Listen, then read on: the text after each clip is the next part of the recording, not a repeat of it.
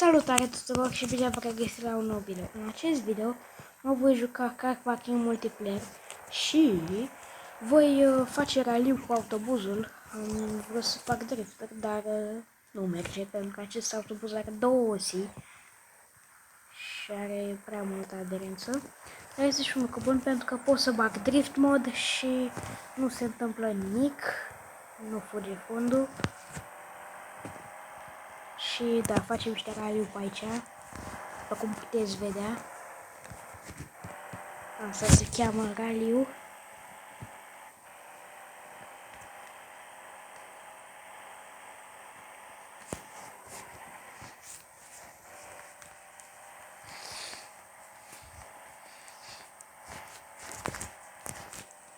Așa. Trebuie să-l turez o grămadă.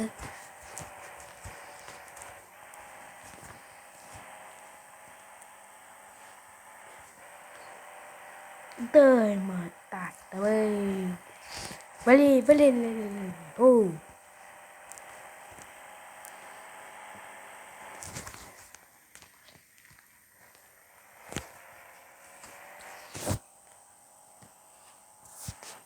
Nu știu cum pot să dărâm detalii stâlpi, dar nu pot să dărâm chestiile alea de stop. Op! Mă văd așa random, dar cu viteză.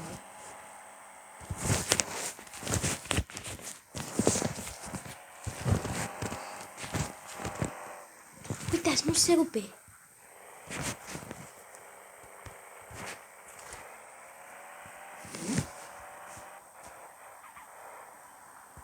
Bă, că mut asta la consum. E consum.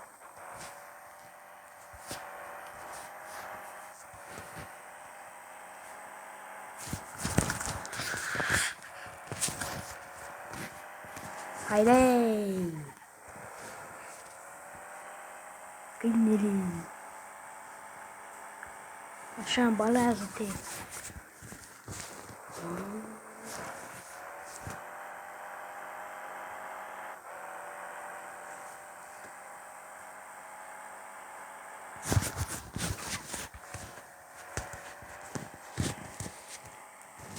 Eu să mai facem o tură de asta în jurul insulei.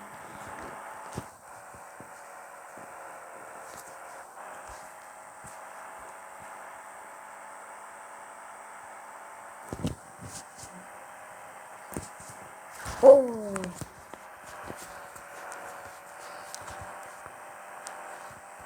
Ia să vedem.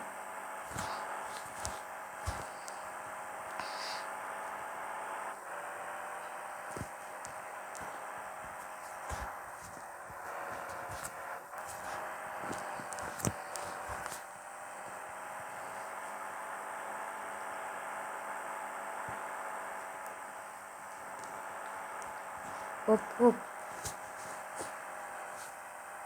Și acum pe dreapta asta, dă-i! Și mai într-o dată tare.